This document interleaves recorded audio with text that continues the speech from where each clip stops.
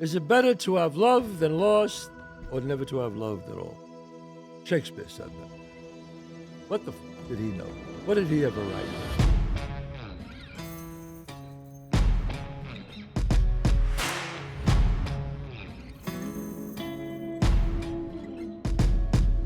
All right, it's Monday, 11 o'clock. That means a new episode of the Chazz Palminteri Show. So many great things to talk to you guys about. One, I have to tell you, finally, a year in the making of shooting and editing, putting it all together, producing it. This finally came to pass, and here it is. A Bronx Tale, a film of the original one-man show. We shot it at the Paramount Theater. Great theater to film. It's going to be shown at June 13th at DeNiro Con. Go online, DeNiro Con. John, where can they get tickets June 13th? They're going to go to tribecafilm.com, or they can just type in Google DeNiro Con, A Bronx Tale, and it should come right up. That's right. If you go to the Tribeca Film Festival, it's right after. It's the day between that and DeNiro Con. It's going to be on June 13th at the Indeed Theater on John Street. You can get tickets. How can they get tickets, John? They could either go to tribecafilm.com, or if they go to Google and type in DeNiro Con, A Bronx Tale, it should be the first link. And I will be there with another guest. I don't want to say who he is, but he's going to try to make it. We will do a Q&A afterwards. And we're looking to, this is a world premiere, folks. No one has seen the film. This is it. Opening at the Tribeca Film Festival, last film, and right before DeNiro Con. So come and see it. All right? And if you'd like to come and see it live in the meantime, John, where am I? On June 7th, you're going to be in Beverly, Massachusetts at the Cobot Theater. And then you're also going to be there June 9th, which is the next day, at the same theater. That's 2 shows there, Friday and Sunday. June 15th, you're going to be in Morristown, New Jersey at the Mayo Performing Arts Center. And then June 23rd, you're going to be back in Huntington, New York at the Paramount Theater. The Paramount Theater, where we shot the film of A Bronx Tale, the original one-man show. You want to come and see my shows? You want a schedule? ChazzPalminteri.net. Go on there. My merchandise is on there. Everything is on there. My restaurants, 30 West 46th Street in Manhattan and 264 Main Street in White Plains. In fact, my restaurant in White Plains, we have Sunday pasta. Every Sunday we have pasta day in the White Plains restaurant, family style, all kinds of pasta. You know how it was. We had gravy then. We called it macaroni. I go there a lot on Sundays, and I hope to see you there. We'll have some fun breaking some bread, dipping it in the olive oil, extra virgin, some Parmigiano Reggiano, and some nice pasta. And don't forget my cigars. You can get my cigars, Epic Cigars, on Epic Cigars, or go to lacasagrande.com. Paul DeSilvio's great place. Paul and I, we also went to Napa Valley in California. We have our own wine now, Chazz Palminteri wine and cigars, just great stuff. You know what I always say, folks? People will buy my stuff once because of me, but they'll never buy it again if it sucks, right? People come back again and again and again because I believe in quality. Quality says everything. Okay, talking about quality. Okay. I got a beef, John. I got a beef with people. People go to me, Chazz, I'm looking for my soulmate. Okay. Now, please, somebody help me here. I'm married 31 years. Is my wife my soulmate? My wife is someone who I love. Here's what I think love is. What is love? What's love? Please, somebody, send me your comments on what you think love is. I'm curious. The age-old question, what is love? Is it better to have loved than lost, and never to have loved, or never to have loved at all? Shakespeare said that. What the fuck did he know? What did he ever write? That's all I got to say. Oh, did he ever have a broken heart? I mean, I agree, but it's better to love and lost than never to have love. I agree with that. How many times does a person fall in love in their lifetime? Think about that. You know what I say. You get three great loves in your lifetime from a Bronx Tale. I always felt that way, right? I mean, how hard it is to fall in love.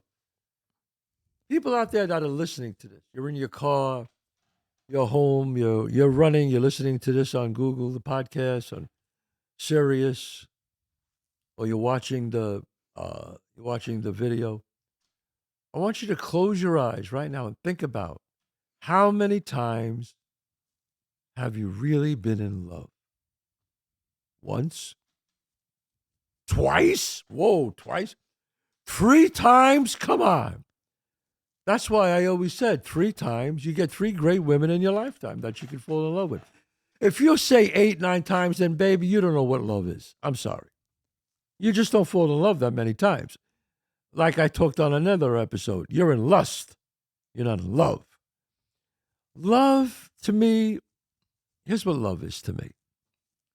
Love is meeting someone you want to hang around with, you want to be with the rest of your life, that is such a great friend of yours that you want to fuck. That's what love is, folks. You're sexually attracted to your best friend. If she's not your best friend, then you're in lust. If she's not your best friend, then it's a fuck buddy. But unless it's your best friend where you feel safe and they feel safe with you, it's not love. It's lust. So this thing about soulmate, I don't know. I just, like my wife is my friend, my best friend, you know. We love hanging out together. We laugh together. And we like being with each other. So to you, John, do you believe in this soulmate thing? I believe a part of it. I mean, I do feel like being in love and having a soulmate are very similar. Really? I mean, I think they're so close. I really do think that your wife or your partner should be your best friend. And I agree with that completely. Right. But if you were to give the dictionary definition of a soulmate, is someone whom you have a deep natural connection that can include love, comfort, intimacy, and trust. Whereas the definition for love, it's a deep affection for another person. I don't know, but I like the soulmate definition better. I do too. Oh, then I take that back, folks. I like the soulmate thing better. You have a deep affection, that's love. What about trust? What about friendship? That doesn't count? I don't know. I mean, what do you think, folks? Are you in love? Does love die? Does love change? I'm wondering if love could include a friendship. Because say you think about a dog, you can love a dog like a child, but it's not your soulmate. Well, if you're not sexually attracted to the person, then you have a friend. Then it's just a dear friend. And if you are sexually to that person, but you don't really want to hang out with them, then it's lust. But if you have both, then it's a soulmate. I take it back. I was wrong. Then it sounds like a soulmate. It's open to interpretation. I don't know. I think they're very close in definition. Yeah, you know what I always say that you could love somebody but not like them. That's the worst. If you fall in love with a person but you don't like them, wow, that's a nightmare. And you know, we always try to like change people. You think, well, oh, she'll change or he'll change. They don't change. Nobody changes, folks.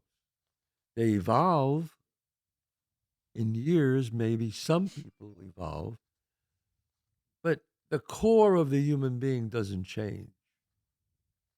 That's what I think. Anyway, I mean, I see that in families often where they love their family members, but they don't like spending time with them. right. You hear people, I love my father, but I can't be around him. What does that mean? Do you really love your father, or you love your father because he's your father? I guess I never really understood that. I never understood that. When I hear people go, I hate my father, I hate my mother. I, and there are people who feel that way, and that's sad, but you have to know when, even if your family member is toxic to you, sometimes you got to go. You got to go. Wonder if it's like, if that would include like a troublemaker. So say you had a family member and you absolutely love them, you adore them, but they're heavy into drugs and that's why you can't hang out with them. Yeah, You don't have to like them for doing the drugs, but you love them I love for them, being but a family member. I can't stand to be around this person.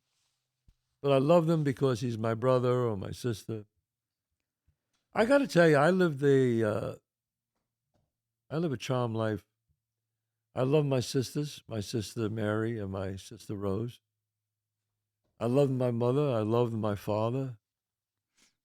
We all love each other. My mother and father have passed, but me and my sisters, I don't think we had arguments maybe a little bit, but we never really had a fight where we never not talk to each other.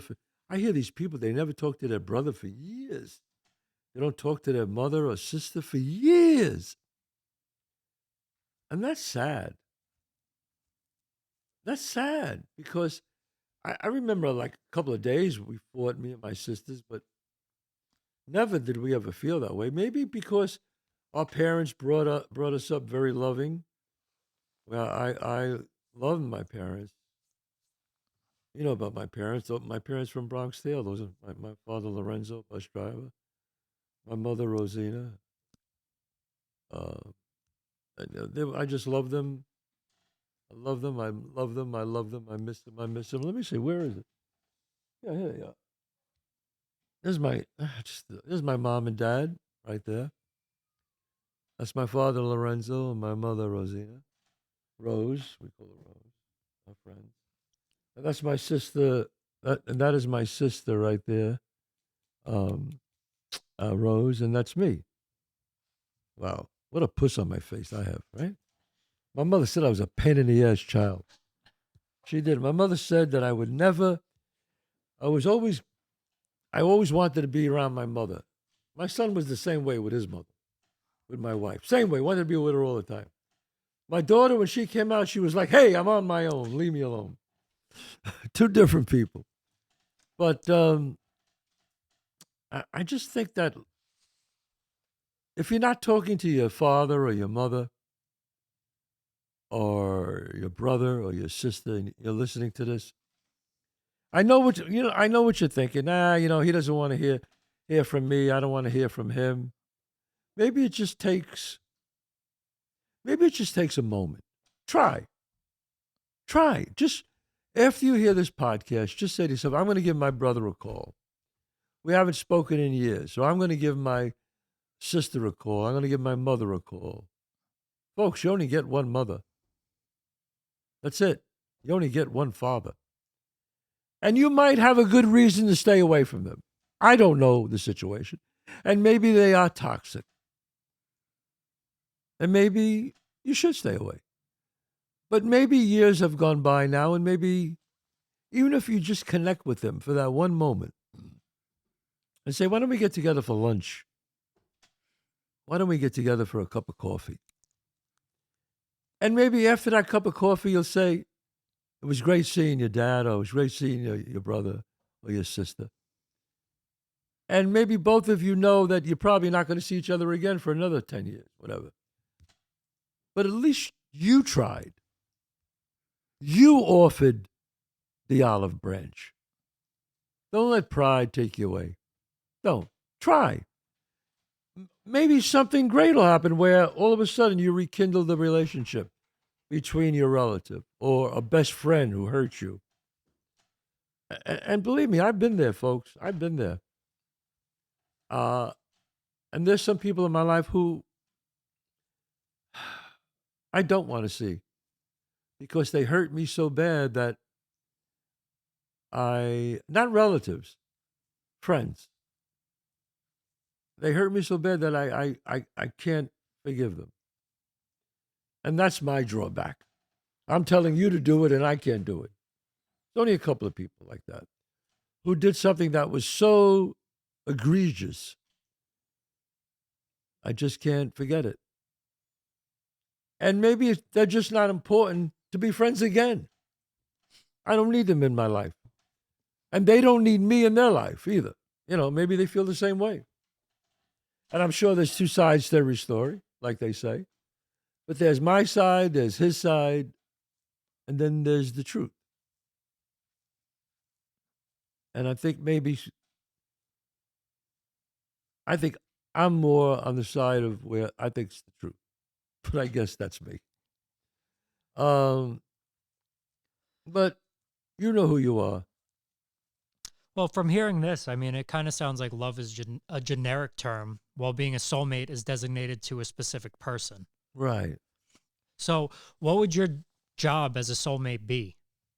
Like, what do you think the requirements are? Well, I think what it said there, John, is to have a deep affection, to have trust. I think trust. Can you trust this person with your life? You know what's fascinating to me, folks? I watch these like cam things, like new live cam things, John. And I watch this woman, and please let me state that men do it too. I watched this woman she's hiring a hitman to kill her husband. Now, think about this. This is 6 months after they got married. 6 months! You'd think it'd be after 25 years building up what I hate this son of a bitch. 6 months! And they're in the car, and the camera, this guy's taping it, right? In the car. And it's his car, and they got a small little camera by the sun visor, and it's doing the whole thing. Incredible. And she says, "Can you do this for me?" And he says, "Yes." And how much was it? I think it was $20,000. That's all. Now, this is the same woman who 6 months prior to this was in a church and said, "Till death do us part," not realizing that death's coming soon. And said, "I love you," and said the vows, "I do." It's the same woman who now 6 months later, she says these words to the hitman. "Are you sure you can do this?" He's setting her up. He's a cop. Make him believe he's a hitman. And he said, "Absolutely. They really have to get you on real tape with the money and everything to convict you." So she says, "Okay." She opens up a bag, takes out the 20,000 and gives it to him. And she says, "Could you do me a favor?" And I said, "Oh, well, here it comes. Maybe she's being a little, kind or sensitive. Make sure it's quick or whatever. I don't know." And she says, "Could you make him suffer just a little bit before you kill him? And could you send me a photo of when he's dead?" Wow. Come on, folks. Wow. That just happened last year, too. Yeah. Some lady would wake up 15 minutes before her husband and pour bleach in his coffee machine. Really? She just got convicted of it, too. What the hell is going on here? These are the same people who just said they love you forever. They're happy. You have a wedding. People are at the wedding. You're dancing to your song. You got a gown on. People, mazel tov, congratulations. You're kissing everybody. 6 months later, could you make them suffer just a little bit? I wonder what goes through their minds. Like, I wonder if they're just angry, hateful people, or if something just snaps in them at a certain point and they're like, "I want to kill this guy." Or she always had that plan. She married him for his money. And now she says, "I can get rid of him and keep the money and go with my lover." I don't know. I mean, do you actually think you're going to get away with this? Really? Most people don't get away with this crime. Because what do we have? We have motive. And that's how you get caught. Motive. But I don't know, folks. Think about that. Geez, I would think as a soulmate, you'd want to help and support your partner. You'd want to see them grow. You'd want to see them do well, so you guys do well together. I don't think your plan should be to assassinate them. I don't, I don't get it, John. What is a soulmate? You know what? Send me a question. Send me your comments. Do you have a soulmate? Do you and your wife? Are you and your wife soulmates, and why? Why? You know what? If I get an interesting couple that says they're soulmate and they've been married a long time, and you send me back an interesting synopsis of why you're soulmates, I can think about. I'll put them on the show. It's a great idea. I want to put on real soulmates. They have to be married for at least 50 years. 50 years? No. Well, figure they get married at 20. They're 70 years old. You know what? I would like to leave it open for. I want to put soulmates on. You know how I do my show. I have one guest here, and we have three guests. I want soulmates. I'm going to put them on my show. We reach 1 million people a month all over the world. If you're married, I don't care how long it is. I mean, if you're married 3 months and you're soulmates, I think John is right. You got to be married a while. Why you two are real soulmates? Send me a synopsis or something about yourself. Yeah, I think we could find the common denominator here. I'd like to know what it is. Yeah. What makes soulmates? My mother and father were married 65 years. 65 years. Did you believe they were soulmates? Oh, yeah. I know from talking to them, but just by the things they insinuated. My father was never with another woman his whole life. He met her when he was 19. Stupid phone. He met her when he was 19. She was like same age. My father died at 90, and my mother lived 97. My mother was 97. And they always say, you know, your soulmate usually dies right after you. My mother, not my mother. My mother said, I know your dad is calling, but I'm not picking up the phone. My mother was one tough son of a bitch. You know what the last words my mother had? What was that? I never told anybody this. It's the first time. My mother was always like, she was always like, I don't feel well sometimes, you know. She said, I hope I'm going to be around a little while longer. My mother lived to 97. She was laying, they called us, they said, you better get here soon. She was going into where the organs are not functioning, you know. They said, so we were on our way there. And we got there, it was too late, but the doctor said, he looked at her and he said, Rose, don't worry, you're going to be okay. And she looked at the doctor and said, bullshit. Closed her eyes and died. Oh, that's great. My mother didn't pull any punches. My God, that was funny. Imagine that.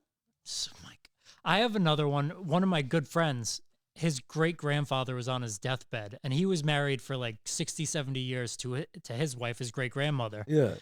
And he has a video of this too. He was asking his great-grandfather, he's like, what's the secret? How did you guys stay married so long? He opens up his eyes slightly and whispers. He goes, cheat. What did he say? Cheat. And he died on that. That was his last word? That was his cheat? last word. Yep. Oh, my God. So complete opposite, but it's complete opposite. It's hilarious. Wow, cheat. And how old? How many years were they married? Well, he was 90. So he cheated a long time. They got married in their teens, I believe. You know what? Maybe they had a right to cheat a little. I don't know. Yeah, it was a different time then. I mean, this was maybe 15, 20 years ago that his great-grandfather passed, but that story stuck with me forever, and I've been waiting for a place and a time to tell it. And you just told it. He said, you stay married a long time, cheat. Oh, my God, his last word. I can't agree with that. I don't either, but I just think if you get caught, it's never the same. It's a funny story. I mean, what does that mean? Only you could cheat? What about her? Could she cheat? I wonder. I don't know. Maybe it was open to interpretation. Maybe it was an open marriage.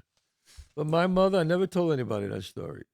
You're going to be fine, Rose. She went, bullshit, and closed her eyes and passed. That's a great way to Mom, go you out. are a character, Mom. She is one character. But know what? But I mean this sincerely. If you have a soulmate and you've been married a long time, I want to have you guys on the show. I really do. I want to have you guys on the show. Send us where you live. Send us your story, how you met, whatever, and be honest. I mean, because when if you get on the show, I want it to be real. I mean, that's important. I want it to be real. Let me know. You can come on my show. You'll be sitting here and here. Is that right, John? I love that idea. And they get a signed picture. And you get a signed picture, and we pick you. I will send you both your plane ticket. All right? Because this fascinates me. Why are you soulmates? Why you've been married so long? And maybe we could explain to the world what a soulmate is. That's right. Plane ticket on me. And this is my home. You have lunch here with me. And I want to know how many, why is she and he is your soulmate and you've been married so many years? All right? All right. That's the Chazz Palminteri show. I think that was fun. I think we're going to hear from a lot of soulmates out there.